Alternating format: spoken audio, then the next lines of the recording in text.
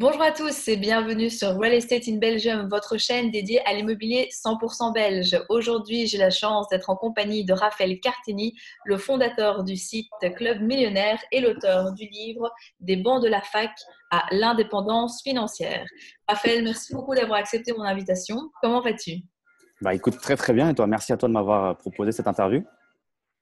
Super. Écoute, avant de rentrer dans le vif du sujet, est-ce que tu pourrais te présenter en quelques mots qui tu es, qu'est-ce que tu fais et au final, qu'est-ce qui t'a amené à investir dans l'immobilier? Ok, alors pour me présenter rapidement, donc voilà, je m'appelle Raphaël Carteni, comme tu l'as dit. Je suis originaire à la base de Champagne en France, aujourd'hui expatrié en Estonie à Tallinn et allez, j'ai plusieurs casquettes d'entrepreneur, d'investisseur, également l'auteur de deux livres papier, dont un que tu as montré à la caméra. Et voilà, le thème de cette interview, ça va être l'immobilier. J'investis également un petit peu dans l'immobilier. Donc ta deuxième question, c'était qu'est-ce qui m'a motivé à investir dans l'immobilier, c'est ça? Exact. Exactement. Très, très bonne question. Bah, écoute, un petit peu comme beaucoup de personnes qui investissent dans l'immobilier, cette volonté de liberté, de se créer des revenus passifs et alternatifs, d'avoir un patrimoine et de ne pas dépendre d'une seule source de revenus. Donc, toutes ces idées mélangées, couplées à un ras-le-bol de mes études de médecine, puisque j'étais étudiant en médecine et que j'ai fait Mhm. 5 ans de médecine, m'ont amené à m'orienter et à penser fortement à l'immobilier. Ouais. Ok. Et actuellement, tu as combien de lots? Alors, actuellement, j'ai 3 lots qui tournent avec des immeubles qui sont voilà, prochainement, je l'espère, en compromis. Mais Mhm. voilà, je suis en fait actuellement en train de refaire un arbitrage de mon patrimoine. J'ai commencé avec des lots en copropriété et je m'oriente voilà, vers des lots en immeuble, simplement pour l'argument que je viens de donner, la copropriété, Mhm. et pour faire du plus gros également. Exact, tout à fait. Ok. Et au niveau du mode d'exploitation, tu exploites tes biens sous quel régime principalement? Alors actuellement, je suis sur du saisonnier ainsi que du meublé étudiant, donc vraiment pur meublé pour, voilà, d'un point de vue fiscal avec le LMNP. Mhm. Et doucement, je vais m'orienter, comme je viens de te le dire, vers de la SCI à l'IS, je pense, avec tout simplement des biens soit en nu ou en meublé. Sur du long terme, je supprime tout ce qui est saisonnier pour des raisons logistiques, même si c'est délégué. Gérer de l'humain, ça prend toujours quand même du temps. Donc Tout voilà. à fait. Ok, super. Et donc, du coup, tu disais que ce qui t'a amené à investir dans l'immobilier, c'est le fait que voilà, tu en avais un petit peu ras-le-bol aussi de tes études de médecine et tu as un parcours qui est assez atypique puisque tu as fait ton premier investissement quand tu étais encore étudiant. Alors, est-ce que tu pourrais Exact. nous raconter un petit peu comment est-ce que tu t'y es pris? Parce que beaucoup de personnes se disent, bon, l'immobilier, ça m'intéresse, je suis étudiant, je ne pense pas que ça va aller, mais au contraire, tu nous as tous démontré que c'était possible. Comment ça s'est passé un peu pour toi? C'est un très bon point parce que j'ai beaucoup de personnes qui, du coup, d'étudiants qui veulent investir en tant qu'étudiants. Et c'est vrai qu'on a de prime abord l'impression qu'on va être bloqué en tant qu'étudiant, pas seulement pour une banque, impossible, ce qui est vrai au final, hein, parce qu'en tant qu'étudiant, on n'a pas de revenus, donc une banque n'est pas intéressée par quelqu'un qui n'a pas de revenus. Donc moi, ce que j'ai fait à l'époque, c'est que je me suis orienté vers un produit qui est donc le prêt étudiant, orienté normalement aux étudiants pour financer leurs études. Et je me suis dit, pourquoi ne pas détourner ce prêt étudiant pour finalement acheter de l'immobilier avec? Donc quelque chose qui n'est pas interdit, enfin, du moins c'est pas écrit, donc ce qui n'est pas écrit comme Mhm. étant interdit est pour moi autorisé. Donc j'ai investi cet argent dans l'immobilier, un premier bien en saisonnier. Et par la suite, j'en ai refait un second dans l'idée de me dire, ça marche une fois, pourquoi ne pas en faire un deuxième que j'ai réinvesti dans un autre appartement pour faire cette fois-ci du meublé étudiant. Et voilà. Et du coup, le deuxième que tu as fait était aussi via un prêt étudiant ou alors c'était quelque chose Exact. de différent? Ok. Donc, tu Ouais, l'as ouais, fait ouais. une fois, mais tu l'as fait deux fois, quoi. Je l'ai fait 2 fois, je l'aurais bien fait plus de fois. Mais le souci, c'est qu'il faut un garant, une caution qui est bien souvent est soit la famille, soit il y a aussi des cautions de l'État, mais c'est plus rare. Et forcément, quand on est étudiant, qu'on se met à investir dans l'immobilier, bon, la famille dit oui, ok, c'est bien, bonne idée, elle soutient un peu, mais pas trop. Quand Mhm. on en fait un deuxième, ok, un troisième, un quatrième, calme-toi, calme-toi. Donc, je me suis fait un peu freiner, même si j'avais calculé que si on était un petit peu taquin, on pouvait comme ça soulever 500 000 euros via des prêts étudiants. Si on Ok. toutes les banques, si on a des cautions qui sont un petit peu taquins, qui sont déjà dans l'investissement et qui sont Mhm. prêtes à suivre, sachez qu'en tant qu'étudiant, on peut quand même soulever presque 500 000 euros à placer dans l'immobilier, ce qui n'est pas anodin quand même. Non, non, clairement, tout à fait. C'est déjà une belle somme quand on débute dans la Ouais. vie, Ouais, clairement. ouais. Après, il faut oser le faire. Je n'incite pas forcément les gens à le faire parce Mhm. qu'encore une fois, Clairement. il y a des limites. Mais du coup, comment est-ce que tu as fait pour convaincre, entre guillemets, ou du moins détourner l'attention de la banquière pour pouvoir avoir ton prêt? Parce que tu as dû, du coup, mentionner, tu n'as pas parlé d'immobilier, on s'en Non. doute, comment est-ce que tu as amené les choses? Est-ce que tu as eu des moments de flip? Est-ce que tu as cru que c'était pas le cas? Enfin voilà, comment ça s'est un petit peu passé au niveau de ton financement?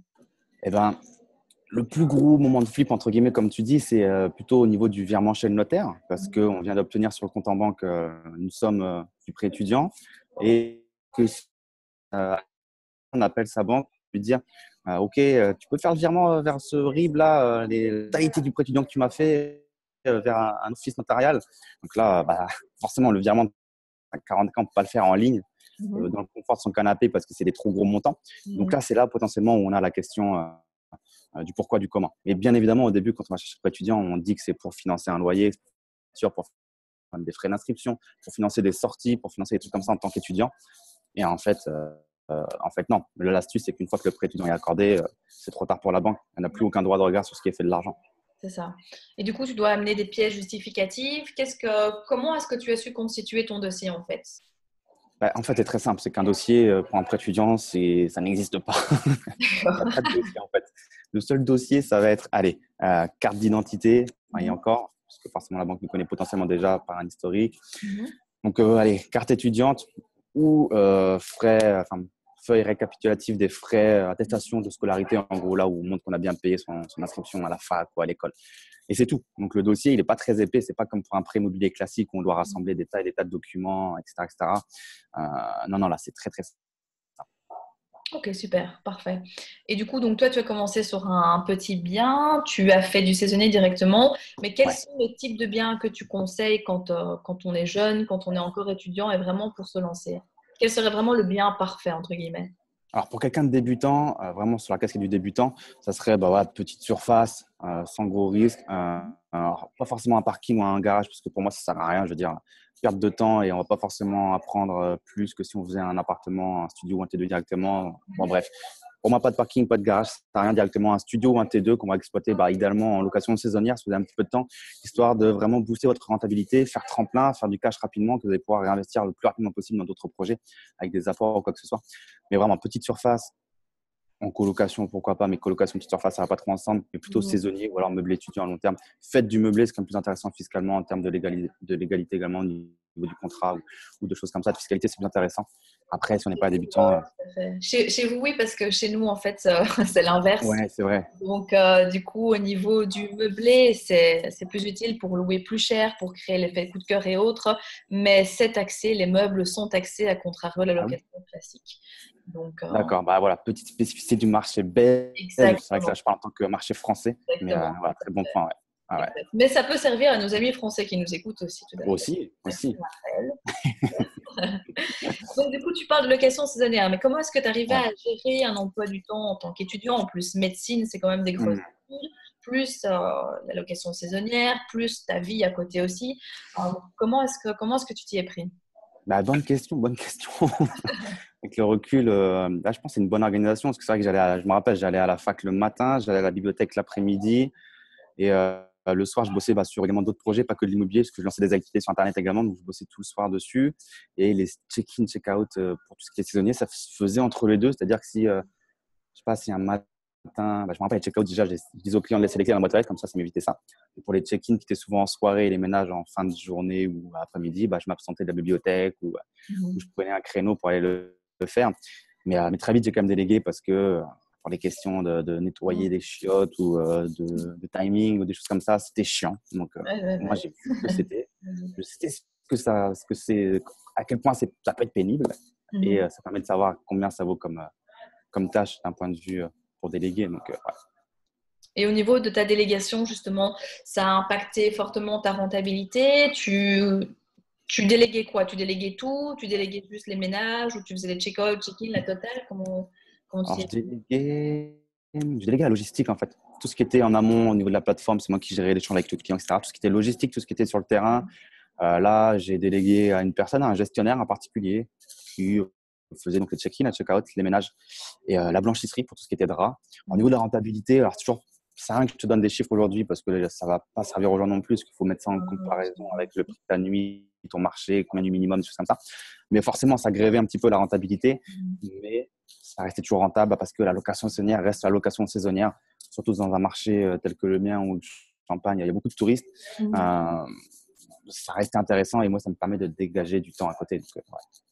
Et comment tu as trouvé cette personne? Donc, c'était quelqu'un que tu connaissais, tu as mis une annonce sur un site, tu es passé par une société de gestion un peu style conciergerie ou comment tu t'y es pris?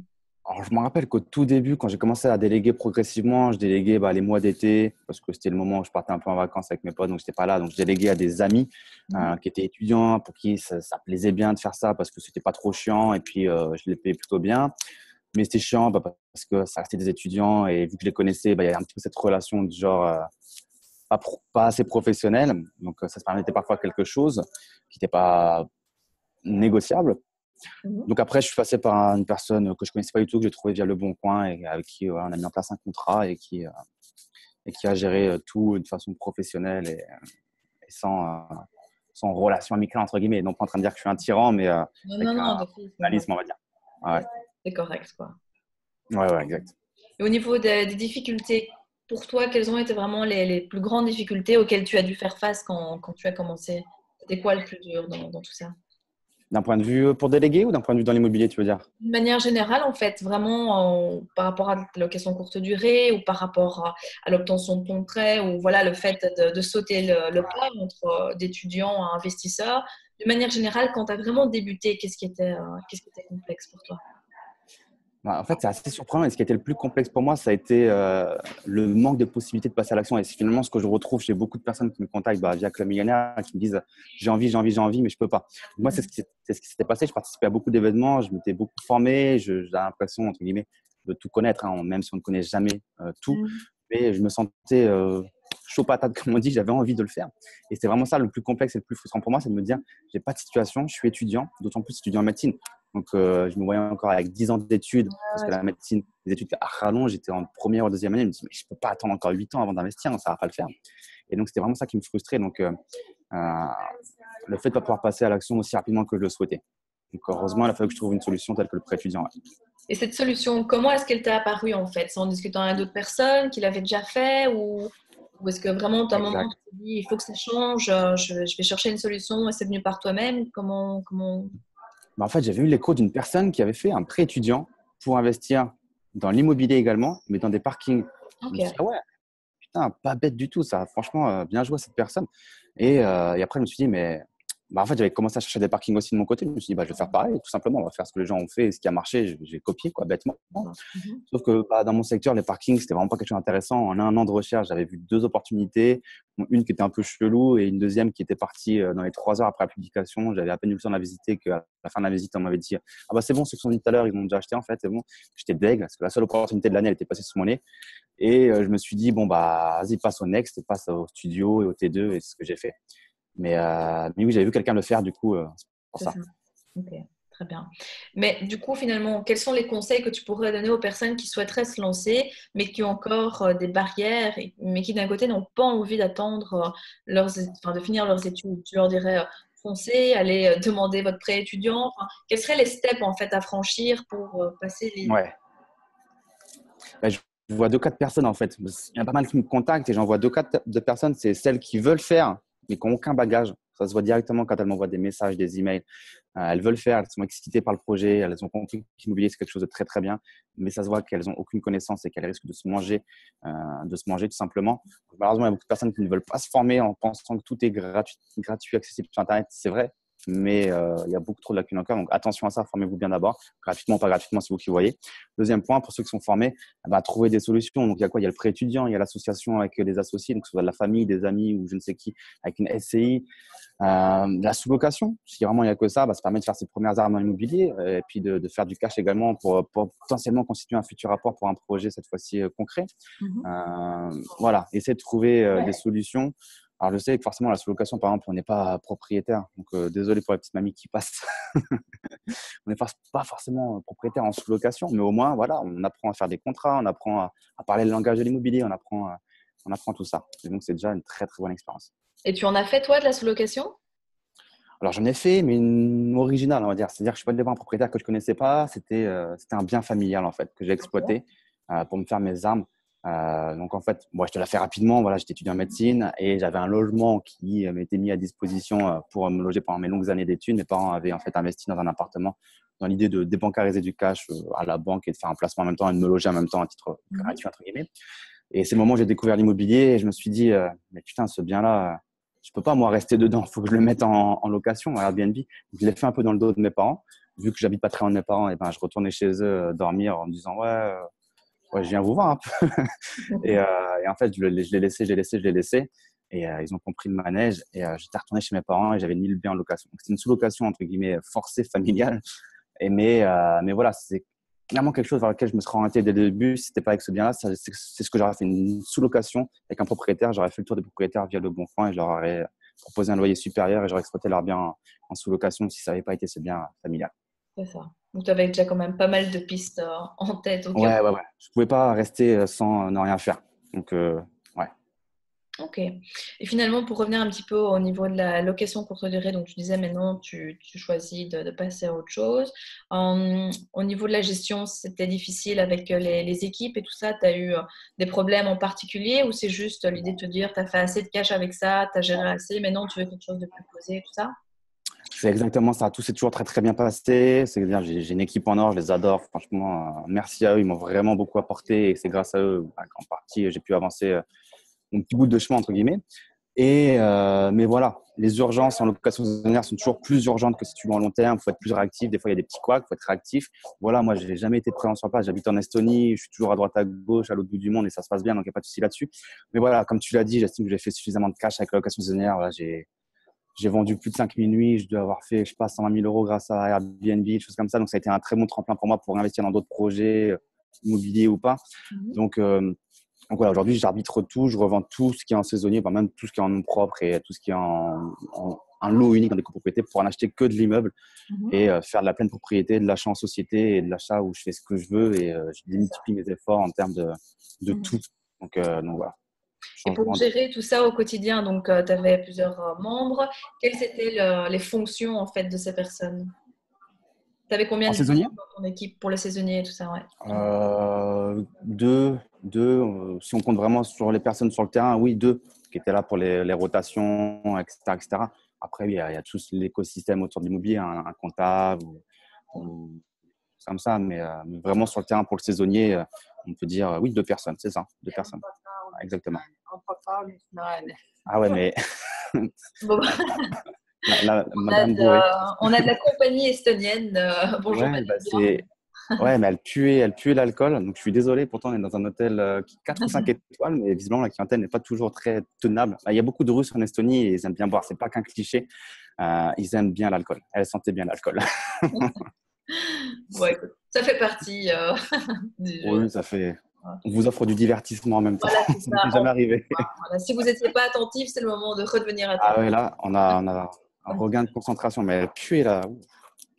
Bon. Ok. Et du coup, plus concrètement, au niveau de ta location saisonnière, si tu pouvais donner trois conseils pour ceux qui souhaitent se lancer, parce que ça aussi, tu vois, ça peut paraître énorme, on entend beaucoup de choses, voilà, c'est très chronophage, il faudrait trouver des gens pour déléguer, enfin voilà, ça paraît un peu complexe, mais au Ah ouais? final, tu Ok. vois, quels sont les trois meilleurs conseils que tu pourrais donner aux personnes qui se lancent pour…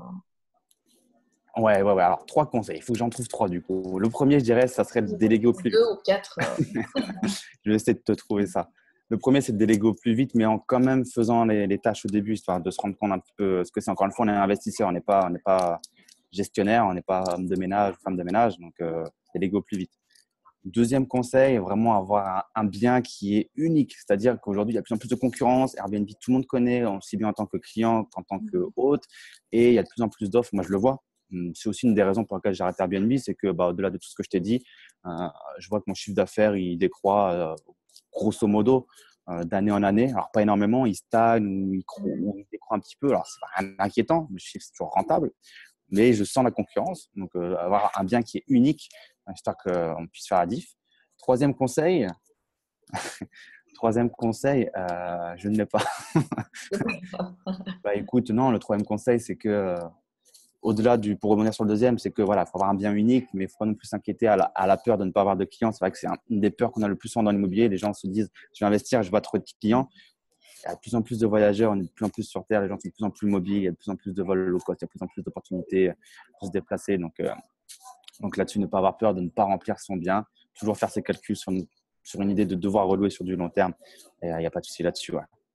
Est-ce qu'il y a des biens, selon toi, qui sont vraiment propices à la location courte durée? Tu parlais maintenant du fait que ça devenait un petit peu moins rentable qu'avant parce que voilà, le marché est peut-être un petit peu saturé aussi.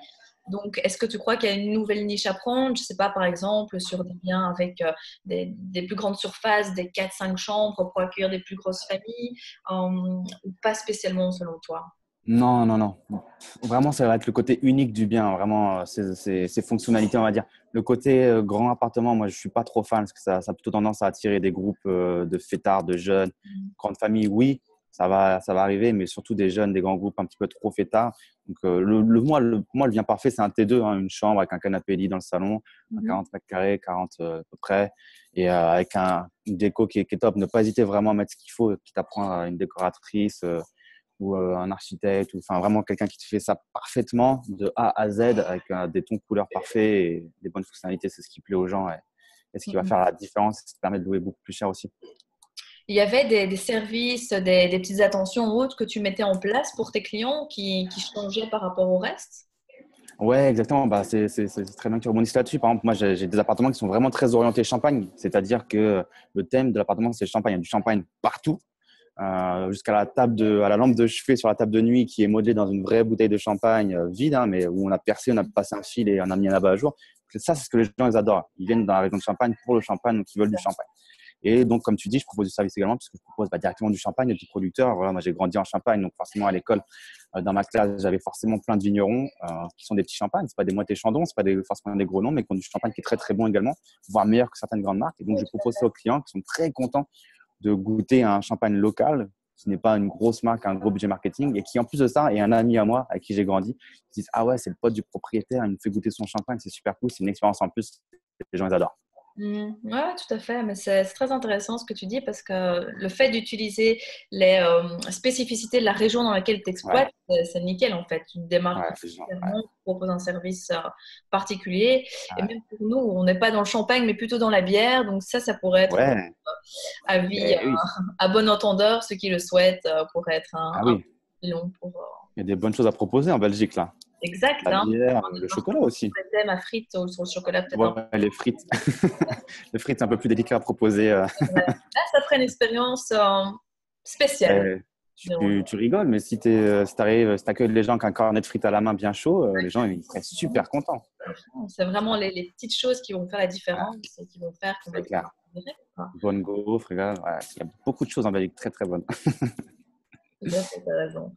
Ok, super, parfait. Est-ce que tu vois, toi, quelque chose d'important à rajouter tant sur le prêt étudiant que sur la location saisonnière? Un petit tips secret que tu aurais à nous partager, une anecdote ou quelque chose du style? Je sais qu'il y en a eu pas mal avec Ouais. Je pense voilà. que tu vois celle à laquelle Oui, tu fais exact. allusion. Oui, cette fameuse anecdote du. Comment l'expliquer? Allez, elle expliquait justement de A à Z dans le livre. Mais voilà, j'ai reçu des prostituées directement dans un appartement. Ce fut une sacrée histoire, un peu longue à raconter là tout de suite, mais voilà, faites attention à ça, ça peut arriver. Alors, encore une fois, le simple fait de faciliter le travail d'une prostituée vous rend passible d'être considéré comme un proxénète. Donc, Mhm. même si vous louez involontairement à la prostituée un appartement, vous avez déjà la casquette du proxénète. Donc, ça peut aller très très vite. Il ne faut pas avoir peur, hein, mais ça Non. arrive, elles sont bien présentes. Je sais pas si on. Mais ouais, ça a coupé. Je disais, je sais pas si en Belgique, il y a des échos d'histoires comme ça, mais Un petit peu sachez que ça moins. peut arriver. Un petit peu Un moins, peu moins. ça peut très vite arriver aussi, donc clairement, faut être vigilant par rapport à ça. Mais au final, pour toi comme pour d'autres à qui c'est déjà arrivé, ça se termine bien, il n'y a pas de gros problème aussi. Est-ce que c'est Non, un non, point à non. mettre en avant qu'en immobilier, on a souvent des peurs irrationnelles et au final, bah, ça se passe Très, beaucoup très mieux bien. que prévu, quoi, franchement. Oui, oui, les prostituées, c'est plus une peur personnelle, et enfin plutôt le juridique, mais il faut savoir que les prostituées sont des femmes qui sont souvent très gentilles, très propres et qui sont adorables, qui sont souvent partie d'un réseau. Elles sont un petit peu là à leurs dépens, elles ont besoin d'argent simplement. et elles ont souvent une famille, une vie cachée auprès de leur famille dans un autre pays, en Espagne, etc. Donc, il n'y aura pas de souci avec la prostituée en elle-même. C'est plutôt le côté légal. Ni même avec le réseau, il n'y aura pas de souci, mais plutôt le côté légal. Ouais. Ok. Et sinon, encore un dernier tip que tu aurais pour terminer sur une note positive. Ouais, positive, allez. Ah, le premier type, ouais, ça peut paraître bateau encore une fois, mais n'ayez pas peur et passez surtout à l'action le plus rapidement possible parce qu'on ne la répétera jamais assez. Mais l'effet de levier dans l'immobilier et surtout quand on regarde le point commun des gens les plus riches de ce monde. Alors voilà, je pense pas que tout le monde a envie de devenir milliardaire ou multimillionnaire ou quoi que ce soit qui nous regarde aujourd'hui, mais plus grosse richesse de ce monde ont tous de l'immobilier. C'est pas un hasard. Ceux qui sont les plus riches dans le monde, ils ont tous beaucoup de revenus issus du capital. Et l'immobilier, c'est un excellent moyen de se créer des revenus vraiment passifs pour le coup, sans rien avoir à faire si on délègue à une agence. Donc, c'est excellent pour avoir un bon lifestyle ou s'adonner à ses projets, à ses voyages. Donc, l'immobilier, c'est un levier qui est monstre. Donc voilà. Je ne sais pas si c'était trop un conseil, mais voilà. Juste Non, pour en tout cas, c'est une bonne note de fin. Donc, c'est top. exactement. Bah, écoute, Raphaël, un grand merci pour pour tous tes propos, ton partage d'expérience et autres. Où est-ce que les gens peuvent te retrouver s'ils veulent aller plus loin? Yes, écoute, déjà, merci à toi pour cette interview. C'était super agréable de la faire. Où est-ce qu'on peut me retrouver? Clubmillionnaire.fr, c'est mon site internet. La chaîne YouTube sous mon nom et mon prénom, donc Raphaël Carteni. Mon livre papier, Des banques de la fac, indépendance financière, si ça vous intéresse de le lire. Et puis, mon compte Instagram, vous tapez Club Millionnaire dans Instagram. Vous pouvez me retrouver dans Instagram également. Voilà, je suis un peu partout, donc il n'y a pas de souci là-dessus. Parfait. En tous les cas, tous les liens seront dans la description. Donc, voilà. Vous ne C'est pourrez que top. tomber sur Raphaël si vous le souhaitez. Et en tout cas, encore un grand merci à toi. Pour ce qui est de nous, eh bien, je vous retrouve très prochainement dans une nouvelle vidéo. J'espère que celle-ci vous a plu. Et n'hésitez pas, si vous souhaitez avoir plus d'informations sur l'immobilier en Belgique, abonnez-vous, likez, partagez la vidéo, posez-moi vos questions. J'y répondrai personnellement. Et de toute façon, je vous dis à très bientôt pour une vidéo 100% belge. À bientôt. À bientôt, Ciao. Raphaël. Ciao.